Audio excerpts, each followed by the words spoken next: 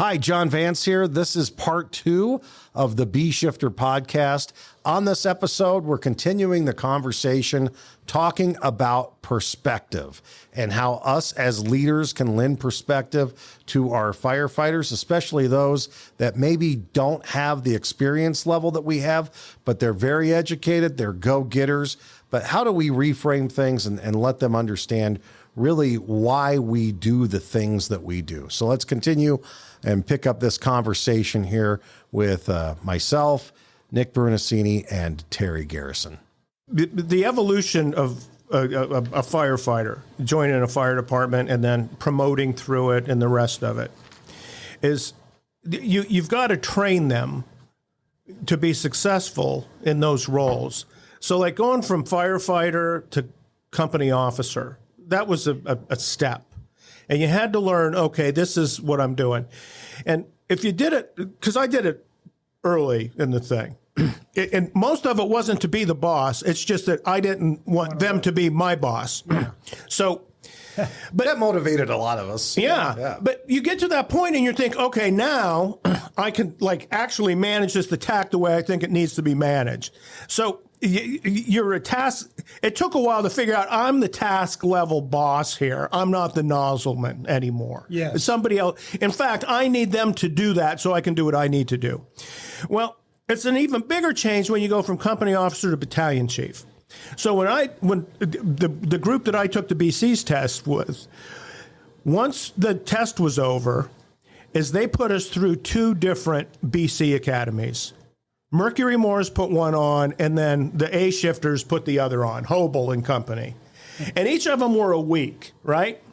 So we go through this thing, and it's a week long, and you got Mercury's was everything, and then the A shift was just like tactics. So we get done with that, and then the first time I go off, there wasn't a spot for me. So they sent me up north because the guy who was typically up there was off for whatever reason. And it probably had something to do with something he did. It wasn't like vacation or anything. And Sid was his aide. Right. And so I get there and I'm like, hey, man, this is like a BC. But I had been a captain a long time. So it was the opposite of like becoming a captain. So it's like I knew, like tactically, I knew probably more than Sid did at that point in my career, Right. Because you paid attention. Well, and I was in places where you got baked more and all the rest of it. So I remember I sat in my office at 7. And okay, I looked around, and at like 9 o'clock, Sid comes in and says, "Do you want to go out?" And I said, "Well, tell me the routine here." And because it was Dawn, was the guy says, "Well, usually we leave. We would have left an hour ago, and we get back here about 6 o'clock at night." And I said, What are you doing? He says he wanted to go visit every single station, every shift. I thought, this is the biggest battalion in the city, and it's like 200 square miles. And it was. I mean, that was your area. It had like 18 stations in it. And like, why does he do that? He says, because he's the chief. And I said, well, I'm the chief now. And he says, what do you want to do? I said, well, just close the door. I'm going to look at this clock for another hour or two to think about it. So, and I remember talking to my old man later on about it, a year or two later, and he says, well, what'd you do? I said, well, I stayed at the 41 and talked to the helicopter crew for a little while, and, well, did you visit any stations? I said, I was there for like a month, and I think I went to 6 stations. But I had business at them. Yeah. Well, why don't you go visit your stations? Why? Well, just, you're the boss. Well, don't they know that? I mean, I'm a battalion chief now, and they're captains and firefighters. They know who the boss is. I don't. Well, it's just kind of blah, blah, blah. And we talked long enough that he was finally like, I'm done talking to you because I think you should go visit the stations, but you're kind of talking me out of that. And I thought, well, yeah, I don't, that's wasted motion on my part. So if I'm going to go talk to, he says, you want to avoid where like every time you show up, something bad happens. Yeah. Well, when something bad happens, I show up. That's kind of why people call 911. Yeah, so So it was. I probably think more like your dad a little bit, but here's the deal. Well, You know that. yeah. But here's the deal. So, I was looking for somebody to talk me into it, but I couldn't find them. well, here's the deal. It's we talked about perspective, right? So this Yeah. is all about perspective. Why are you visiting the station? Well, you know why that guy visited the station. Oh, yeah. So he could remind him that he was in charge of them. Yeah. And then he would rouse people around, then he would leave. You would go in the station with a different perspective. Hey, I'm here. What do you guys need? What's going on? I'll see you later. And you don't have to. And I always thought, I told my people, I asked them, I said, hey, if you could visit them like once a week, you know, that way when you do have an issue that you got to go out there and be serious with them, they're like that deal your dad says. Every time they see you, they go, oh, here he is. What did we do wrong thing? Just go out and see what they need. So there's a sweet spot in there, right? And Yeah, there is. Yeah, there is. And what your perspective is when you go out there, and then how they perceive you going out there. And there is some, like I would tell young battalion chiefs, if you got a captain that you just can't stand, and you had one, visit them first. I had more than one. Yeah, actually. I say visit them first in the morning. Get it out of your way. Go by and have a cup of coffee with the crew, because just because you hate the captain, the crew likes seeing you because they hate the captain also. Just so you know, everybody, that guy, you're not the only one. Yeah. And then you visit the crew, and then you leave. But people would, because when I was a new battalion chief, I would put that guy off to the end of the day or the end of the week, and then I'd go, and it ruined my entire evening. I would leave like that bad taste in my mouth. I'd go home. It's like, no, I'm going to visit. I'm going to get the bad news out of the way. That's exactly how I did it, man. It's like Yeah, anything bad I want to do first, and then have fun on the back end. I wouldn't screw with the guy. I'm like, I will see him sooner or later. Well, his crew wants to see you, though. Well, when I did the fill-in for about a month, and then they sent me to the 3rd Battalion. I saw everybody at least once a week. Yeah, because you were rolling with them. You were in a busy battalion. And then we would train together. You had more than enough opportunities. But I'll give you an example. There was a fire station, and there was on the weekends, cars would cruise past the station. It became a social place. They only because of the location of the station, right there. Yeah. Cars just on the weekends, low riders, hot rods, whole thing. Young kids, older people, ha ha ha. So you had a number of firefighters sitting outside on the bus bench in front of the fire station, on the property there, and they're. So you start to hear things about the station, and you're like, oh, okay. So you hear something. I go by the station then. Like during the day, no cruising's going on.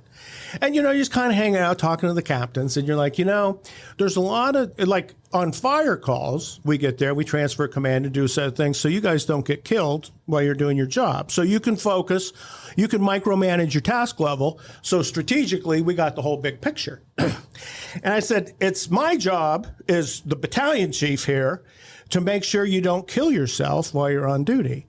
There's other ways to kill yourself.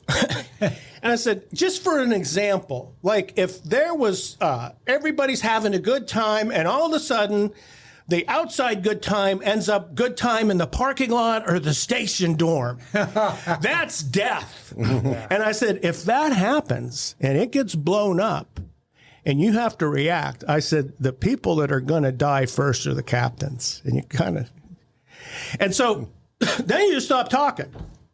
And I'm like, what's your point? Oh, they knew what your point was. Finally said, we get it. Okay. See you later. And I don't know, I did that 4 or 5 times over a period of 4 or 5 years and never had an issue.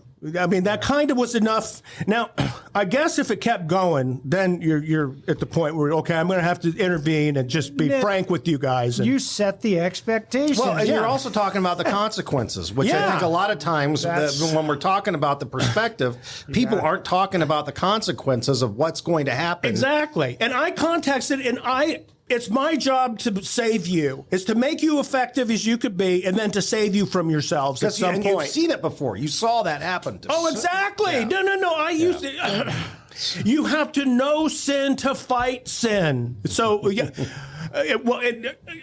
I worked in fire stations where the captain would go out to his camper, and you're like, or it doesn't smell right in the dorm. What's going on here? So, because you hire human beings, and that's what B shifters, man, will.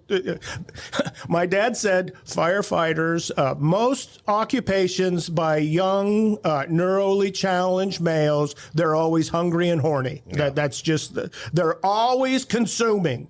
So he used to say he wants us to be celibate and sober for 24 hours. That's it. That's all we expect.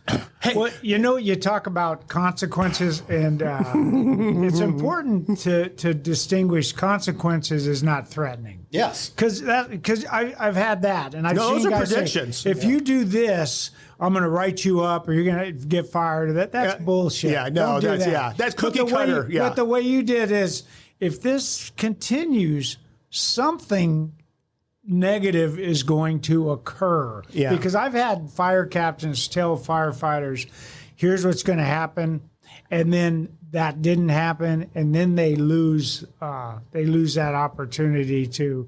Then the issue doesn't become what that firefighter did. The issue becomes that fire captain got that shoved up his arse, however that happened. So you got it right. So I knew what you meant when you said consequences. I just want to make sure that the listeners heard. As a BC, I wasn't in charge of consequences. So I had situations where like crews did things they shouldn't have done, and it's okay. This is you guys laid hands on each other. You can't fist fight in the station. So you're both suspended. Just go home. And they said, "What are we getting paid?" I said, "That ain't up to me. I don't care." Well, I do care, and if it's up to me, no, you're not going to get paid for at least 2 or 3 weeks. But they do. I said, "I'm not in charge of that, and there's an investigation that's going to be first. You go home right now and do not come back to work until somebody from the fire department calls you. I can do that, and I know that I'm okay there." So I called the shift commander, say, "Hey, such and such, and this is going on. I need 2 people to report, blah, blah, blah, blah, blah, blah, blah." So, and then it goes to personnel, and there's, oddly enough, 2 months later, it was all retroactive. They docked 2 weeks' pay and did what they did. Because I knew, based on what they were doing, what the outcome was. I thought, no, you guys, you already screwed the pooch in this thing. And I guess maybe, Vance, to answer your question, is I knew that, but I had been there for 24 years. And thought, I know what's going to happen to you. And they're like, bullshit, man. You're just going to stick that straight up your ass. And I'm like, it's going to go up yours and out your mouth before it comes in mine, pal. And it will kill you if it comes into me. So, Nick, you said that deal where you send them home. Mm-hmm. And you like to use fire ground analogies too in the hazard zone. Mm-hmm. Same thing. Yeah. You need to get off the hazard zone. There's a mayday. There's a mayday going on, and we're going to fix it right now. But I've told fire crews, one captain in particular, is load your crew up because he freelanced. Mm-hmm. Yeah. And they didn't have a really strong command system when I got there. Mm-hmm. So yeah, this was a learning opportunity for everybody. So go tell the fire captain on the ladder company to get his crew and go back to the station. He's no longer on this incident. Yeah. What?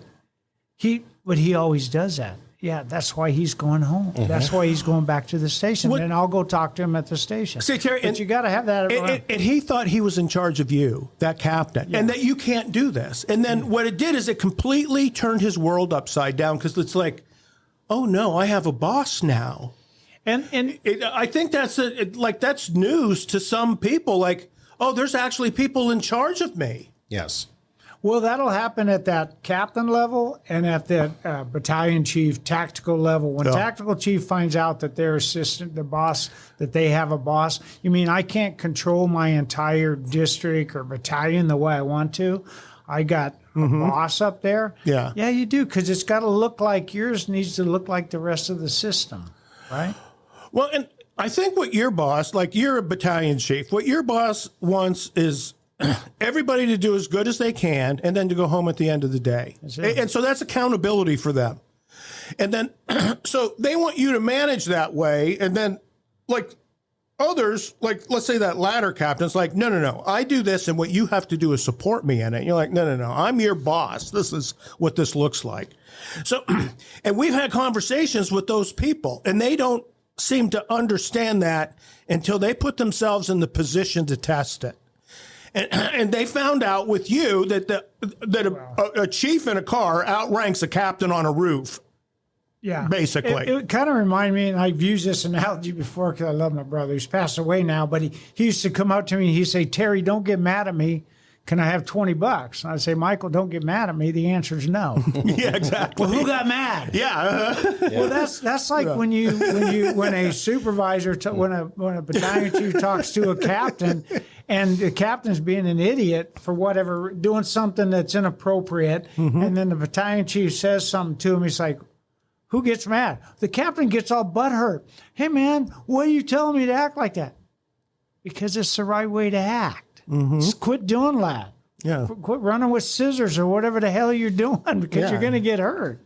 I think out of the three of us, I have more direct contact with the young firefighters still coming in because of the part-time job that I'm doing.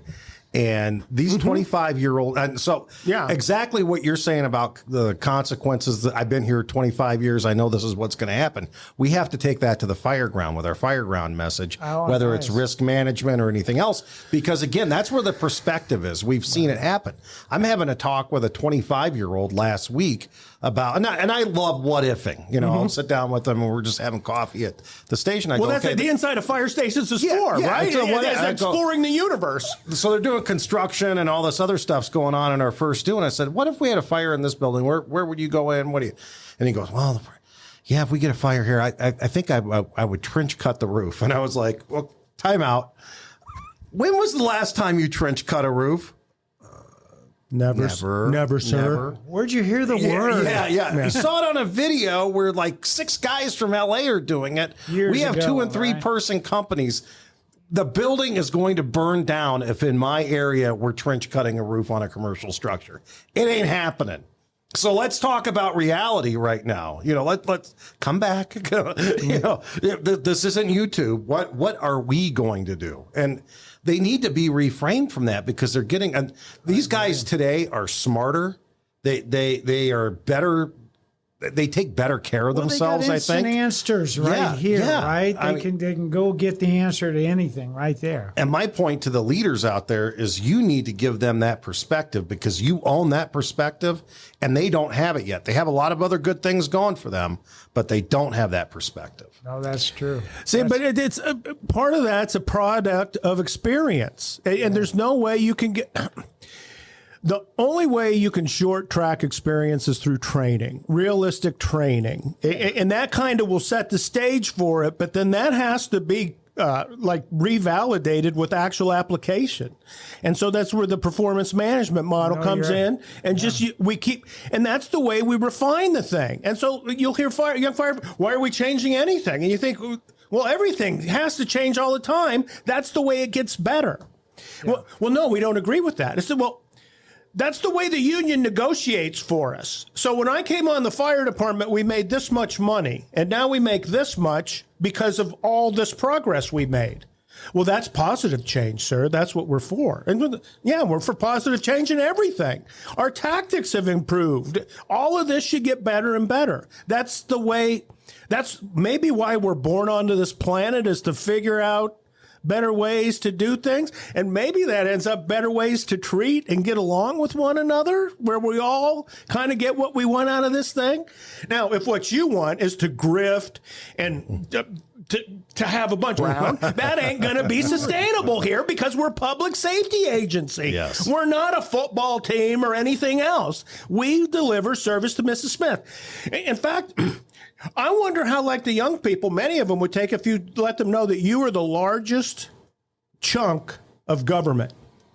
Yeah. Is the fire department. You and the cops are the largest chunk public safety of local government. Yep. And if we put all those local governments together, we overwhelm all the states. Don't even measure up. And so the states are in a position, especially the one we live in, where they're pissed off at the cities, and we're going to tell you what to do because we're the staties. And then you got the feds, and God knows what's spinning that wheel today. So there's just no rhyme or reason to any of it. So you come back in your closed little fire department shell, and really that's kind of odd where you think this makes the most sense. Because it all sticks to the laws of nature, everything we do. Fire, EMS, hazmat, tech rescue, highly technical occupations based on science and knowledge. Yep. Yeah. So we should embrace that. No, you're right. And when you were talking, you made me think of something we should probably add here.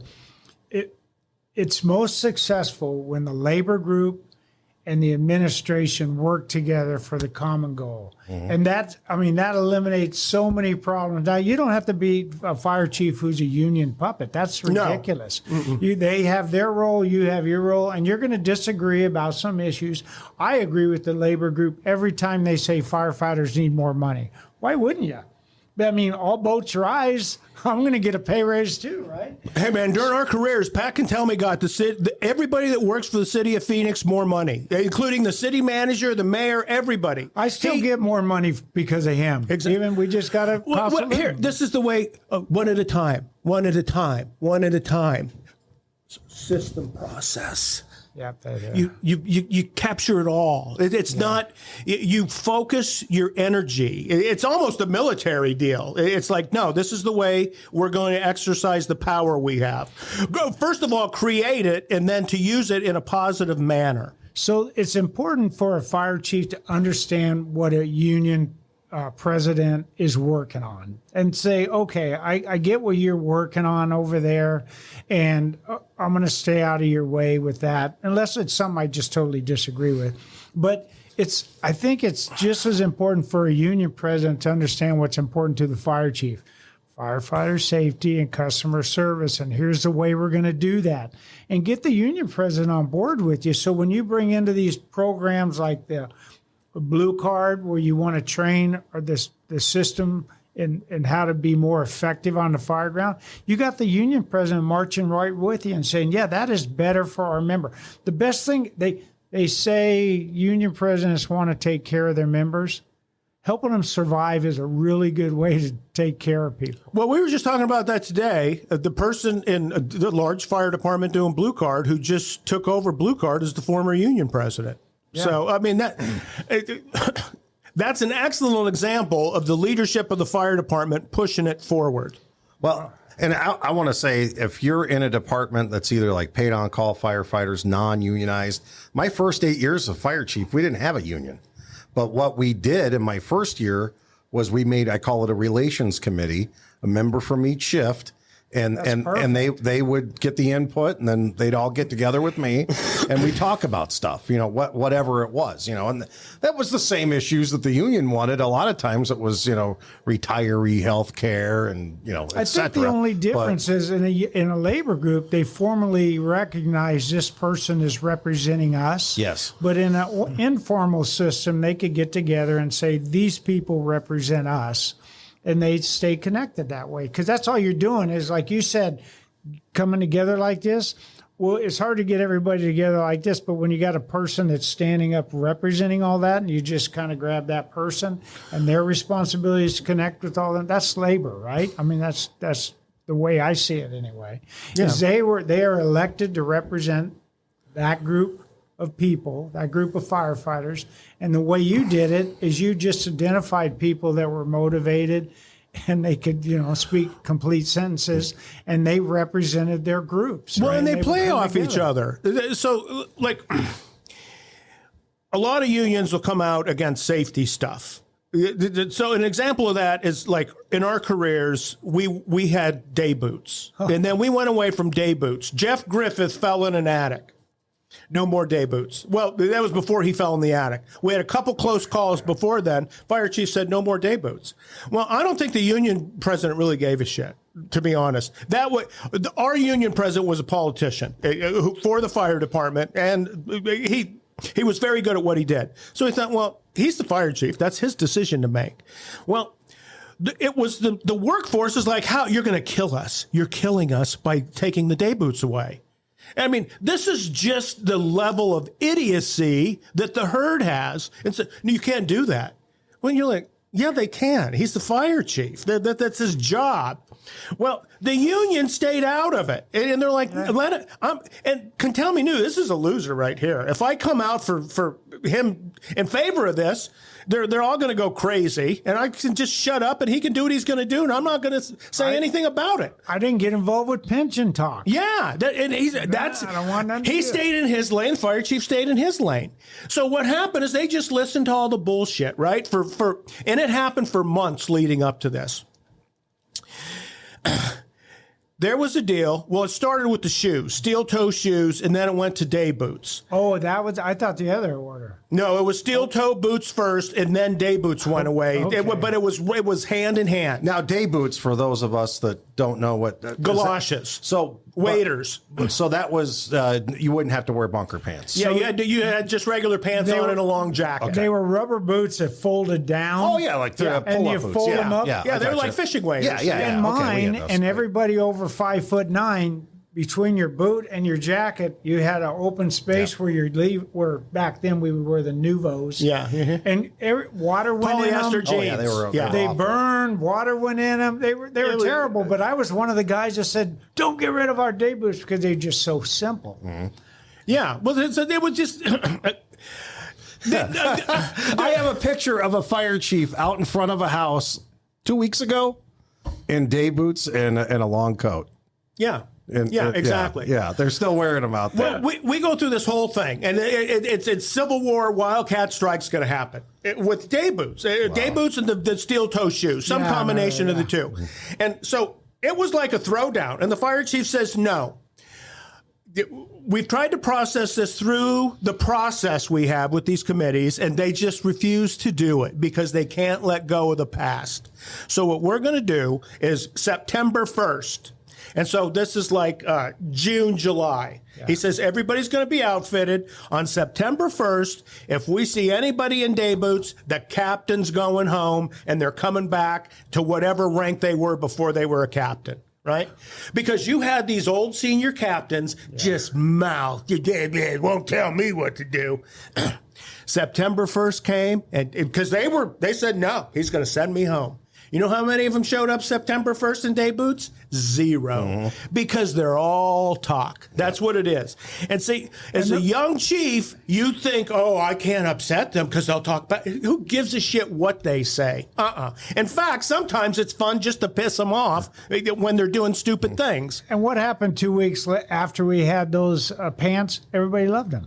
Oh, it was next day. And you know what they did is over a period of just a little bit, they thought, no, don't argue with him. He's the fire chief. That's his job. When I'm working out in my fire station now in my gym shorts, I don't have to run in and put on my Nuvos and my day boots. I just need to pull up my turnout pants. Yeah. Oh, I love this. This is a better system. So, right? Vance, when you just do your job and fill your role, that has huge advantages because it just became the way we did business. I remember I was a brand new captain, and we had remodeled part of our fire station inappropriately. And it was, the colors didn't match or something. But it was nothing that anybody would notice, but, the rule keepers, they can't do this stuff. So they're processing all this stuff, and there were posters hanging up of, like A-shifters, men and women, what they look like, and, girls riding tigers and, all chiseled abs and bunker pants and the rest. And somebody made the comment, they said, these like pulpy posters we're hanging up in the station, we're not opposed to them, but they could cause some problems with like the public coming in and other firefighters may not like them. So let's not make a big deal out of it, but would you go back to the station? Would you just replace them with something else? Just something that, people can't bitch about. And like a month later, they were all down. And then I remember a couple months after that, another one went up in kind of a public way, and somebody bitched about it.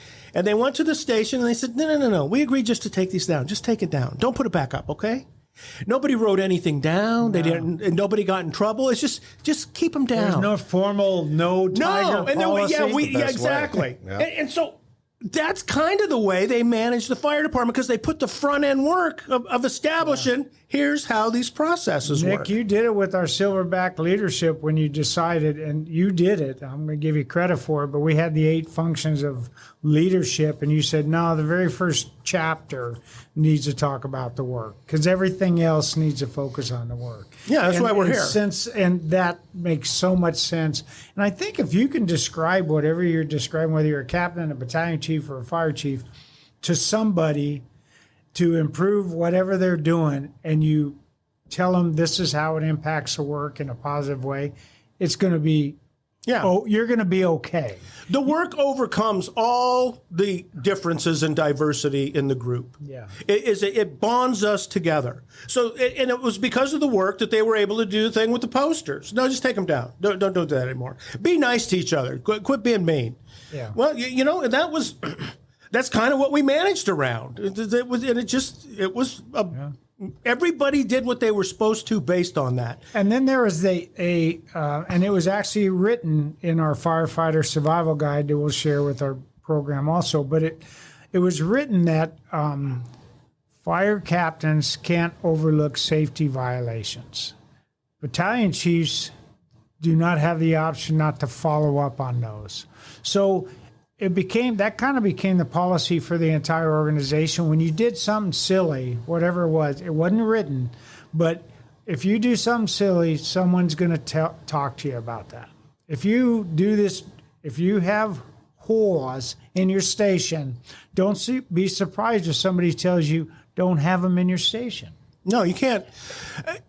See, and that's kind of the world we live in. It's a public facility, a fire station, because it's paid for through the local body politic, property taxes, yada, yada, yada. At the same time, that's the residential unit where those firefighters live. Yeah. And that is their station, and they take possession of it. And you want them to have ownership. Yeah. Well, see, but it's you guys, this is your station, but you were taking care of it for the public, and they will end up in here occasionally. So you can't deny entrance to this is the communities. But it got to the point where you knew that a supervisor, when they were, and it didn't always work, right? So, but when you talked to somebody about poor performance, they weren't surprised that you were talking to them. And really, that's where you want to get to in an organization. When somebody does something so out of whack that everybody else is going, did you see that?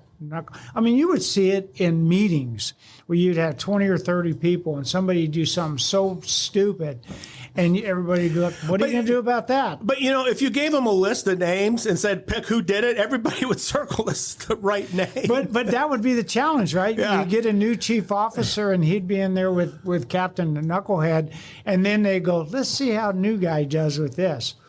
Well, in the oral, they would just use the name. This is the guy working for you. What are you going to do? You're like, oh, Jesus. Nobody else has been able to tame that one. But you got to try. Good luck.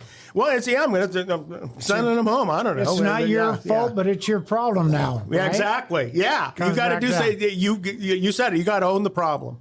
So one of the things that you said a while back, Nick, and it stuck with me, was, you got Bobby Backstep, firefighter, who is going to question every strategic decision the IC makes. And, they want to go in and hard charging, and they're hormonally challenged and everything else. We've all been there. Yeah. But you said that person doesn't have to cash the check. No. So what does that mean? And let's explore that for a moment. See, like when an incident scene, somebody is in charge of that incident, whoever it is. If it's an EMS call, it's the officer of the rig and the paramedics, basically. Co-manage the thing however they do. An incident where it's like a structure fire, that's going to be the strategic presence there, owns it. That's theirs. Like Garrison say, you got to own it. So you actually take command of the thing. Well, now you've got, look at the NFPA 1700. Well, what is it? 18 people of structure fire in a 2,000 square foot house, 18 people. There is two, hopefully, at least one, hopefully two people in the command post that are managing that structure fire. They own it. They sign the back of that check. The IC is the poster child for that incident. So whatever happens to that incident that's who they're going to associate it with, not Bobby Backstep, cheap noise is all that is. As the old guy said, they boo the loudest from the cheapest seats. So, and you got to be able to filter that out and think, no, I'm the strategic presence here, pal. That building's going to the dump, and you don't get to do your recreational firefighting here. So you're going to be in the cold zone, pumping water onto the hot zone. You're not going to go in. Well, it is what it is, and let them bitch, let them complain. It's complaining is a way that people off gas whatever's going on in their life. You mean the pilot doesn't care what I'm saying as a passenger in the back of the plane? No, they don't. They don't care. No, they really. And in fact, if you get too loud, they're going to throw you off that plane. He'll be on a no-fly list in no time. Yeah, exactly. Son of a gun, hit another. If you're disruptive enough, you're going to learn how to take the bus. Right. Yeah. So that's kind of it. You're the adult of the thing. You're in charge. You're the one in charge of that. So that's, if you know you got a kid that's going to grab the steering wheel when you're driving, don't put him in the front seat. Yeah. No. Yeah. Right? I mean, you got to manage those things because you own that incident and you need to place people in there. Well, and that can't be something that you're always having to fix is people taking the wrong actions, it thinks, because they're going to kill themselves. And it's like, no, we don't. I'm on the scene fully involved, taking an inch and a half inside offensive. You think, no, time out. That doesn't line up with reality. What you're saying. And in fact, what you're going to do is you're going to hurt other people. So now I become complicit if I just allow that to happen. That's the key. So that's kind of the other thing. Now, Vance, you go to Canada, and if somebody gets hurt doing something they're not supposed to do, the fire chief is criminally responsible for that. So it's not, we'll say civil, they're responsible here civilly because, if your family sues, you do something stupid as a firefighter, you get toasted in the line of duty, your family has the right to process that legally.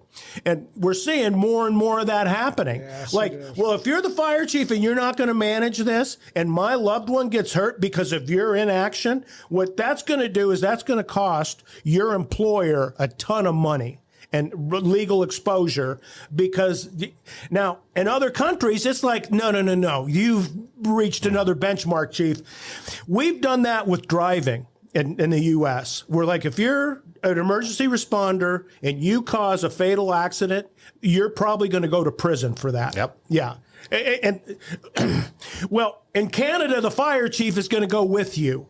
So what it is strategic leadership says, no, we don't allow this to take place here anymore.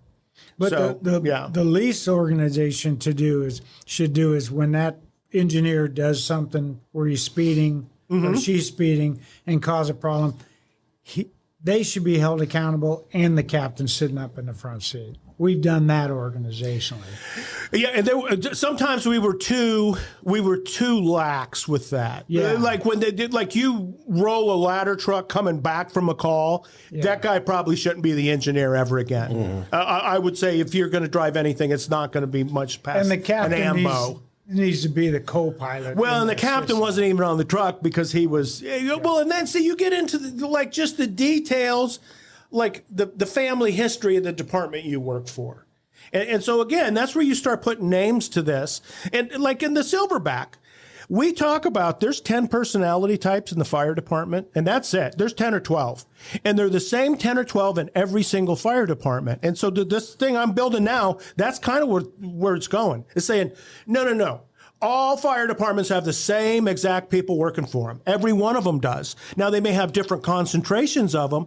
The difference between fire departments is the leadership, especially at the top. This is what I represent as the fire chief in charge of this whole organization, and this is what this is going to look like. So that's the difference from department to department. We'd use our own department as an example. We were role models forever, and over a series of fire chiefs, they're a regular fire department again. It's like, no, they have, this is, the difference was it took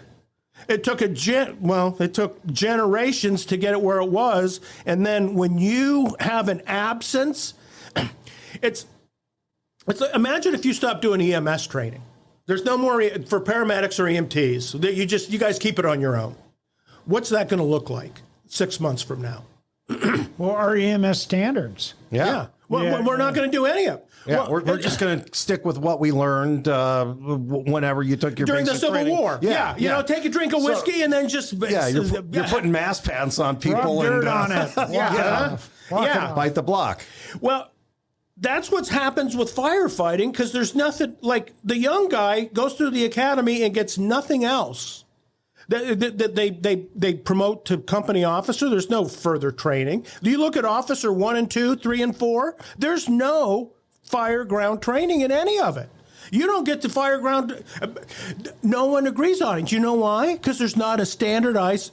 Well, there is, but there's no mandate to do it. Right. There's nothing that causes a fire department to actually train their members past firefighter 1 and 2 in structural firefighting. So that is why it's the Wild West. When we do the 3 other service types, and those most fire chiefs couldn't tell you how much they spend. I've asked fire chiefs, how much do you spend keeping your people certified EMS wise?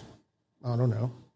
How much you spend doing firefighter training? We spent $5,000 last year doing this, and it was bullshit. Mm-hmm. Well, you spent $50,000 on EMS training. You don't even understand or know or care about that. Yeah. So over here, this little thing that you do the least amount, that carries the highest risk, but has the most identifiable juice for us, and that's whatever that ain't going to work, pal. So now, if you say there's 35,000 fire departments in North America, right? That's the number they keep throwing out there. That means there's 35,000 different ways that they're managing the structural fire response. And there's really 2 or 3 ways you're doing that. Most of it's, you're either doing NIMS, you're doing blue card, or you're freelancing. Oh, we do the SOP 1A72, and yeah, it's a freelancing manual. That's what it is. The companies go where they think they need to go. There's no single incident action plan and the rest of it. So you don't have a process. So everybody's operating at a disadvantage in those systems because there's no way to fix anything or to make it better. In fact, it's almost like the fire chiefs sabotage it intentionally to keep it the way it is so they don't have to do anything with it. But the problem is that's where your biggest mistakes happen. The most costly consequences are on the fire ground.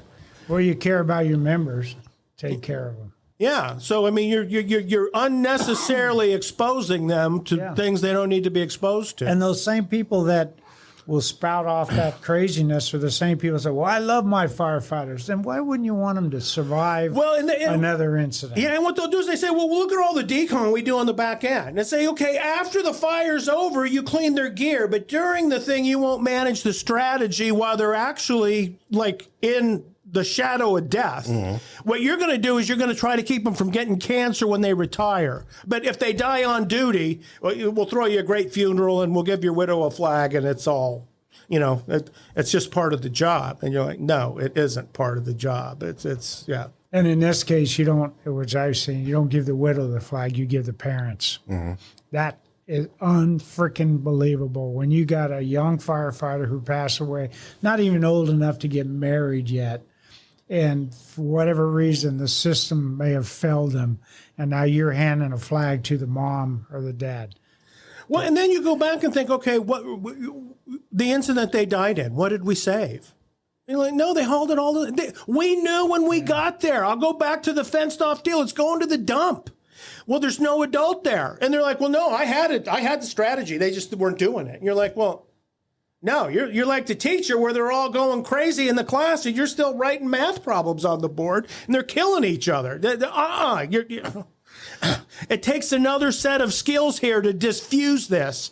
I was a fire chief starting at a younger age, and probably one of the best things that put my job into perspective for me is we're having lunch at the station one day, and there's two brothers that worked at the fire department, and their dad came into lunch. So the dad's there. We all have lunch together. We get done. He goes, "Hey, can I talk to you for a minute?" So he goes in my office. He shuts the door. I was like, "Oh, this is going to be interesting." And he was a retired firefighter, so I knew him from that. And he got tears in his eyes, and he goes, "You know, I need to trust you with my boys, and I hope you take good care of them and look out for them." Wow, you gave me the chills. That's a big deal. And I mean, and this guy was serious. Yeah, that's a big deal. And that reframed my job for me so much going forward from that, is because I was thinking, his name's Bernie. I was thinking about Bernie when I'm making decisions, or I'm, being the fire chief. And it's like, we have parents, to your point, that are counting on us to send those kids back home. No, every time that we have a graduation ceremony at the academy, and you're up there and you're looking out at the family members, you're responsible for that as a fire chief, right? Yep. You're responsible for every one of those family members, the moms, the dads, the husbands, the wives, the children. And you shouldn't get wound up in that. You should just know that that's your responsibility. Implement processes and cultures that keep them safe, and then carry that out and continue to improve that, because we don't do that enough. No, you see, and you got a process. Listen, like you said, Vance, you're the chief, and the parent comes to you and says, "Okay, you're taking care of my loved ones. That's what I expect of you." See, and now the system has to have support that with processes where you could do it. So I'm a BC in your system. Well, now what I look at is, I don't really see them as, okay, I'm going to do a certain set of things to keep you as safe as I can, Jimmy, because your dad told Vance. What I do is I look at, how are we going, I'm in charge of this response to this structure fire. I have been to enough of these structure fires where Blue Card applies standard actions to standard conditions to achieve a standard outcome. I did this long enough where I could pull up, and there's no task level units there, and I could tell you what the outcome was going to be before we did any actions. I could say, based on the current incident conditions, we're going to do these three things in this order and sequence, and 10 minutes from now, this is where we're going to be in this thing, right? And so it was all about effectiveness, as I'm going to show up and I'm going to do this as well, as quickly, all those things that I can do. And see, because I grew up in this system, and we have been using this as the process to manage this, as I understand what our capabilities and limitations are of like science of this set of conditions. I pull up to the scene of a 25,000 square foot wood frame building that has a wide span roof, wooden roof structure on it. And 30% of the roof is free burning right now. And it's got some defensive vents that have happened. I can tell you in 30 minutes that building's going to be on the ground. Mm-hmm. There's nothing you're going to do offensively to save it, ever. I've been to 300 of those fires, and every one of them ended the same way. And depending on the contents, it could be a lot less than massive collapses, the whole thing. I don't need to, okay, we're going to do this and this offensively. No, I'm going to start defensive, because there's nothing there to save. Anyway, you put the critical conditions. You put the critical factors in, and you just load it all up, and there you go. So that becomes like almost, the problem with that is it becomes standard. And you're like, you can get surprised with standard things and think, well, I missed this, and this is why this happened. So it's still dynamic enough that you have to keep your guard up all the time and always be sizing the thing up. Well, that's the way you keep your promise to the dad who said, take care of my kids. Your kids are going to operate in this system when they're at the scene of a fire. I have full faith in this, because I can tell you how much I spend training, the time I spend training, and the effect of that training. So that's kind of the way you manage that. It's well, one more question for you guys, and then we'll get to our timeless tactical truth. Okay. All right. So what is your go-to message then for leaders out there, emerging leaders, captains, chiefs, people on their way up, when they have those smart, aggressive young firefighters who haven't lived through the perspective yet, when they don't have that perspective, what's a message that we can give those emerging leaders on how to deal with that? You train them. That's where we made our biggest deals, was in a training setting. When we wanted to fix something or change something or make it better or educate people, is you had to. And see, going back to like the beginning of this is, okay, you go to this station, and this station. Well, I figured out my time's better spent in training settings, and then actual get out of the truck at the scene of the incident and own it. It's come out, and this is what we do and why we do it. So that's the way I would approach it right there to begin with. And I would say use the system that we have, and the system isn't something out there, it's tangible that you grab. The system is simply tell them what you expect from them that matches the organizational expectations, firefighter safety, customer service.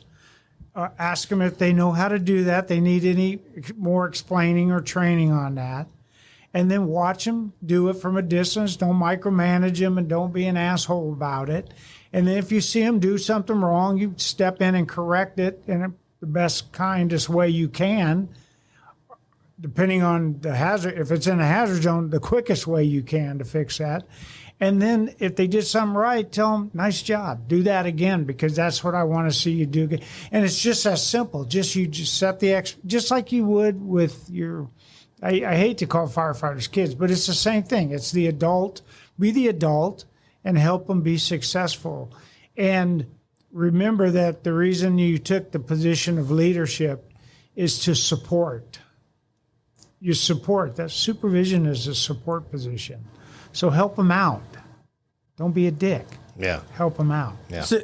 It's about application at that point, and the application is experience. So they say experience gives the test ahead of the lesson. Yeah. So so our job is to give them the lesson to kind of, at least it gets them ready to start absorbing experiences, and then it makes sense of that. But that's kind of see, like on the task level, a young firefighter coming in, if they pass the academy, they understand the task level evolutions that they're going to be part of. So that's where it begins. And you think, I've had incidences where, like, we're doing after action reviews for our mental health because just the shitty set of critical factors we had to deal with. And that was kind of the thing I kept coming back to. Is they're like, well, this is horrible. And, how could we, you wonder, how does the world, a mom set her kids on fire. How's that happen? And just the unique set of things that you see. Well, people are going to have trouble processing some of those kind of evil things that they see during the course of a shift. So what I came back to in the thing is, well, you got there first. What'd you do?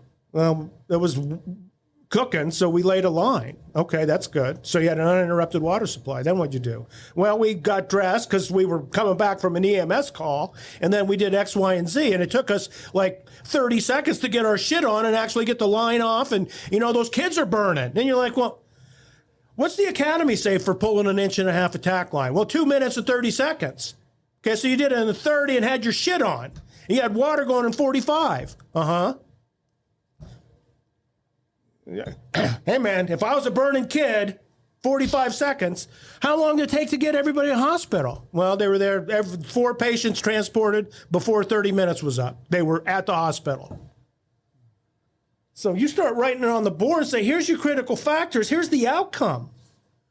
You couldn't have done this any better, man. Babe Ruth was knocking him over the fence. Yeah, but everybody died. Hey, yeah, we're all going to die. That's it. I'm sorry to say that, but that's you. How many dead people you guys see last month? Well, we saw 4 or 5, but that heart attack and this and that, this is horrible. You think, it is. You're right. It's wretched. I can't explain that, but we got called to fix it. You fixed it. You can't outperform somebody who wants to do something so incredibly evil before you're even dispatched. But at that point, exactly. But at that point, that everybody came together based on the work. It was like, okay, the work saved us here.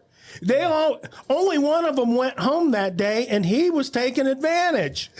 Because they want to sit. And you almost have to force them to go home sometime, which I don't think is a good idea either. Some systems you're going to go home. That's a strong system. That's powerful. When you come out of that thing, and it's 3 hours later, everybody's doing regular service delivery again. It's crazy. I've seen the opposite. We're like cops. There's nothing. And they have a horrible incident, and it involves them. Like, some of them died, and now they have to go back, and you're like, what are you guys doing? Well, we have to go back to work. Like, what? Yeah, we have to go back to work and pull people over. And you're, I don't want to be.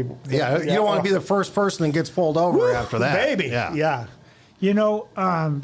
What would you do? Give us yours. So mine's consistent and constant messaging. And I think a lot of times leaders forget that. Yeah. So as far as being consistent, it's you have an expectation level and you maintain that so people know what to expect from you on a daily basis. And the consistent messaging is a simple message, just like what we've learned from Bruno. Mine was be safe, be effective, be nice. My mom was leaving to go to the car wash last week. And there was something going on in town. And I said, hey, be careful out there.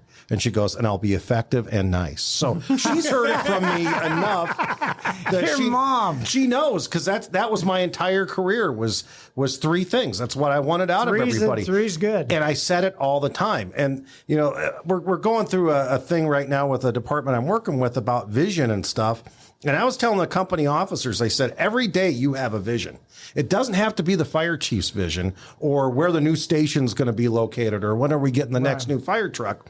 Make the vision about the job that we have to do today. Right. We're gonna treat our customers with respect. We're gonna be safe in everything that we do, and we want positive outcomes, whatever that is. But you can't just state it once. And I think a lot of times people make the mistake of saying, "Well, I said it already." No. If you're the leader, you got to say it every day. Yeah, absolutely. The old man, you gotta live it. We're cutting his videos up, putting the Silverback thing together. The last one I saw, he was talking about that. He says, when I became the fire chief, I was doing these meetings to get everybody up to speed. He says, I retired 28 years later. I was doing the same damn meetings to get them up. He says, you never can stop doing it. It never stops. See, you guys have the personality for that. You care, you're engaged. It becomes the ongoing thing that you keep pushing out. The fire chief has to have that level of involvement. Yeah. It took me a while to learn it, though. Yeah, well, and you guys did. I am happy I was never a fire chief for those reasons. I could do what I wanted to do. I was always better a little bit lower in the organization. Yeah. But you had a consistent message lower in the organization. Yeah. No, I did what I was supposed to in my thing. People knew what to expect from you. 100%. Without a doubt. On the bench with those guys at that station, you were sharing them once again. Oh, yeah. They knew. And no surprise. Well, I'm sure, maybe a shift or two later, they're probably, do you think he knows? Well, yeah, that's why I was here. Yeah. He knows sin. Yeah. He can smell. All right, you guys want to do a timeless tactical truth? Every time. Hell yes. Timeless tactical truth from Alan Brunacini, and this is from the archive file. These aren't from the cards. Oh, okay. The farther back in the system you manage and measure, the more effective you will be. The farther back in the system you measure, the more effective you will be. I think that's really talking about some of these performance issues and perspective, maybe a little bit, right? Vance, coming out of the recovery process, Southwest Supermarkets, we did all the stuff, right? Incident scene shit. Strategic, tactical task. We were left with the task at the end. And so we had gone through a set of experiences with the training committee about what we were doing, and we were just authorized to do it. We were going to do it. We were going back to that same training committee and saying, there's some stuff in recruit training you need to fix. To your point, we're going all the way back into the task level here. Deep back with air management and the way we look at that. And we're not doing the test of manhood anymore here on the grinder, where you have to work till you shit your pants. And I went through 27 bottles of air on Tuesday and chopped 85 telephone poles in half, and I've proven myself again. Well, when you transfer that same behavior over to the fire ground, you become a liability because you're running out of air all the time and staying in the hazard zone. Well, it was issues like that is matching our tactics to today's buildings. Yeah. So, and the fire chief had already started a lot of that, but we were kind of picking up there. So now that would be just for structural firefighting, going back to that piece of it. I think, and I would just to build off that, and I think that has to do with distance from the problem. If you're up there next to the problem, wherever the problem is taking place, these are those old fire chiefs that say, I got to be where the smoke is and where the heat is and all.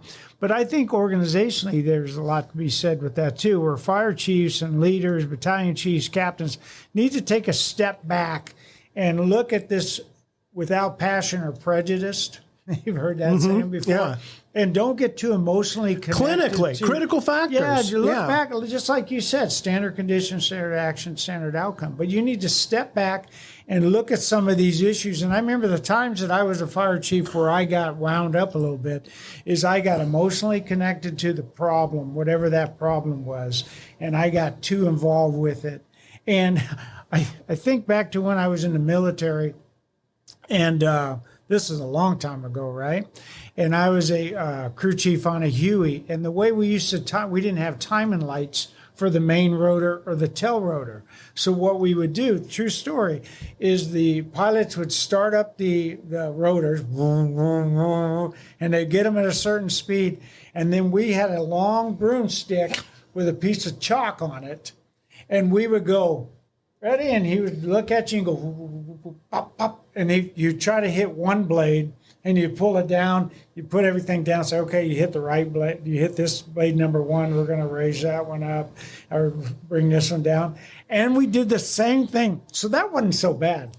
But when we went to the back rotor, and you're standing on this side of the tail, and you got that same stick, and that thing going, and it's spinning at 3 times the speed of that, and you're taking the stick to try to hit that, you're too close to the frickin' problem. I'm thinking, why am I here? There's got to be a better system of that. Too close to the problem is a problem. Yeah. I want to use that example because when you said it, it's like, what was it in my life where I really felt like I was too close to realize how screwed up the situation is? That's the way we did it back then. But fire chiefs need to step back. Leaders need to step back sometimes. Like when you run up on somebody who's doing something wrong and just start screaming the shit at them, or somebody comes in late and you're a captain and you go up and you start mounting them, take a step back and say, okay, what's happening? Why are you late? Well, I'm late because my grandma, died on her way to a bar mitzvah or whatever the hell that is. And then, or I'm late because, or I'm doing it this way because you don't see what's happening here. And I just remember fire chiefs and supervisors I've had, not fire chiefs, but battalion chiefs and supervisors along the way, who would come up and get on my ass as a young paramedic or young fire captain and start getting on my ass without saying, hey, here's why I'm doing this, dumbass. Oh, yeah, keep doing that.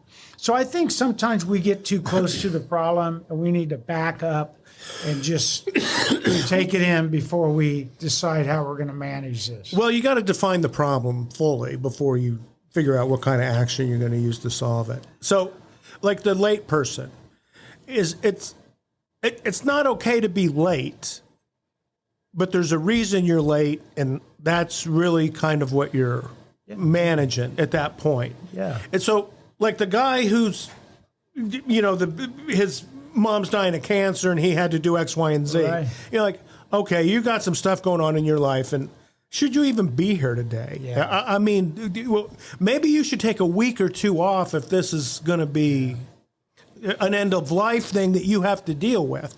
Whereas like the 23-year-old guy that shows up half an hour late because he just slept in because I just was up too late last night. And well, that's a different set of critical factors. You won't know the difference until you slow down, like an IC. Yeah. Go through a process of identifying what's happening, then make your decision, and then act. I think there's a desired outcome part of that too. Like by having this conversation of the action I'm taking, what is my desired outcome? Yeah. So going and yelling at somebody and getting all up in someone's grill because you didn't like something, like if I say it in that way, am I going to get the desired outcome, or is there a smart way to address this? And there's fire chiefs that try to correct an organizational problem by implementing something without really thinking about it. And this has, like, it's like drugs. It's like medication. For every effect, there's an adverse effect.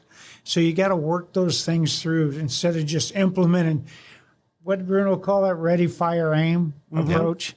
I think that's what he meant. You said it, the process. You have a process you use. Remember, like early in our careers, the police chief, they had a process and he didn't use it. Yeah. It's like, we're going to do an investigation. And then the next day he just fired 7 people. And they're like, well, the investigation's not done. Yeah, well, I've heard enough, and they're low lifes. They're out of here. Yeah. Well, a year later, he's hiring them back with back pay and everything else. So that just kind of became it's odd when you look at like public safety figures. And the other day I was watching something with like Sheriff Joe, and they were still talking about the hundreds of millions of dollars of liability that's still there because of some of the practices that the sheriffs were doing at the time. And that hasn't gone away. And it's like, no, you didn't use the system. It's a system of laws. You should be familiar with those. That's what you use to lock people up with. You can't. So now you're breaking the law, but, that's okay because it's me. And you're like, Well, Vance, and that's, I think, a lot of the problems that we're seeing in the world today is it's like, okay, once I get in a position of power, there's no accountability for me. I can do whatever I want because I have this position. And you trying to stop me is almost an act of war. And you're like, well, no, this is, we have these treaties that we live with each other that we kind of have to live within the lines. That's. Yeah. I love that term, social contract. We have, for us to be good citizens, we have a social contract with one another. And part of that with leadership is that we are going to take care of our people. I mean, people are counting on us to do that. And part of that is calling when they do something wrong, fix it. Yeah. Not the cool guy. Well, you have to lead. That's what it is I'm leading the organization in the work they do. I don't care what religion you are, what sexuality none of that makes any difference. You got to be able to deliver the work. That's all that matters here. And if you'll do that, we're good. That's all we ask is you just do this set of things. And what was it back in the day? They used to pick their leader because he was the guy that fit the uniform, that he was replacing a dead guy. Yeah, exactly. You need to be a little better than that. Yeah. All right, guys. Thank you very much. Great conversation with Nick and Terry. And thank you all for listening to the B Shifter podcast. We'll talk to you soon. Woo-hoo.